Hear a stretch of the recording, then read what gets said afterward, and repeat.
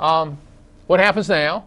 We are in a serious economic correction. We're unlikely to end up with a 1930s style worldwide Great Depression. In fact, the most likely scenario is we are having some kind of economic recovery, but I think that the most likely scenario in the interim is a stagflation like we had in the 1970s. And what stagflation looks like is higher interest rates, higher unemployment than is natural, lower than today, but a relatively high rate of unemployment, some real growth, but not a particularly fun kind of environment. The real question, however, is the long term, and the long term depends on us. If we continue with altruism, pragmatic, free lunch mentality, we have the risk of a very serious economic disaster in the United States. If you look at the actuarial liabilities under Social Security, under Medicare, that we're running $1 trillion annual operating deficits. We have an irrational, dysfunctional foreign policy. We got a really big demographic problem with the retirement of the baby boomers, and we have a failed K through 12 education system. In fact, if you run the numbers on the United States, in 20-25 years, we go bankrupt. Now, it reminds me very much of that story I told you about Freddie Mac and Fannie Mae, where I was on a committee and we could run the numbers on Freddie Mac and Fannie Mae. They were going bankrupt. It's exactly the same thing for the United States. Now, the way countries go bankrupt is not like companies. It usually is either hyperinflation or you become a third world economy like in Argentina. If you want to visualize the United States, it kind of looks like Argentina 20 or 25 years from now if we continue in the direction we're going.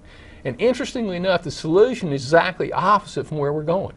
We need to return to the principles that made America great in the first place. Individual rights, free markets, the entrepreneurship and creativity that creates a great society. Every time the government makes big mistakes, what we get is more government. And we're going down exactly in the wrong direction. Now, there is some good news, and I call it the American sense of life. Americans are naturally entrepreneurial people. They're naturally individualistic people. They don't like good government, and I think that sense of life will help us a lot.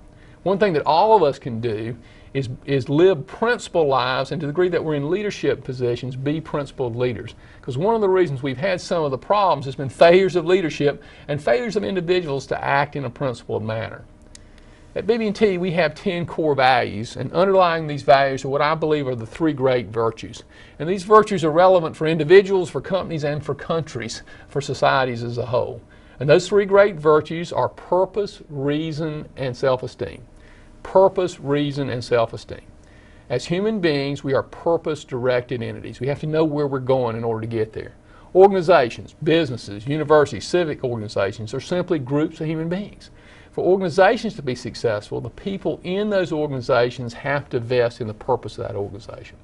Now, purpose varies a lot in terms of the content for each individuals and for organizations, but I would argue the context is the same for all of us. And the context has 2 fundamental components. First, I believe that every person watching this presentation wants to make the world a better place to live. I think that is a characteristic of the vast majority of human beings. I believe that every person watching this presentation wants to make the world a better place to live. Interesting things is there are lots of ways to make the world a better place to live. You don't have to feed hungry children in Africa to make the world a better place to live. Businesses make the world a better place to live. In fact, the primary difference between the quality of life in the United States and in Africa is we have better businesses. Good businesses produce better quality products, better quality services.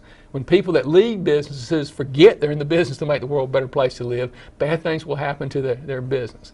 Good doctors, good teachers, good homemakers make the world a better place to live. There are lots of ways to make the world a better place to live. The second component of purpose is far under discussed. Yes, you need to make the world a better place to live, but you need to do it doing something you want to do for yourself. You have the right to your own life. And if you make the world a better place to live, but you don't enjoy doing it, then you will have given up the most precious thing you have, which is your own life. And if you try to make the world a better place to live doing something that you don't want to do, you won't do it very well. So you should make the world a better place to live doing something you want to do for you, because you have a right to your own life. The interesting fact is the means by which we accomplish our purpose is our capacity to think. We use the term reason. Everything that's alive has a method of staying alive. A lion has claws to hunt with, a deer has speed to avoid the hunter. We have the capacity to think. And our capacity to think is literally our only means of survival, success, and happiness. So no shortcuts or no free lunch. And in that context, there's only one true natural resource, that is the human mind.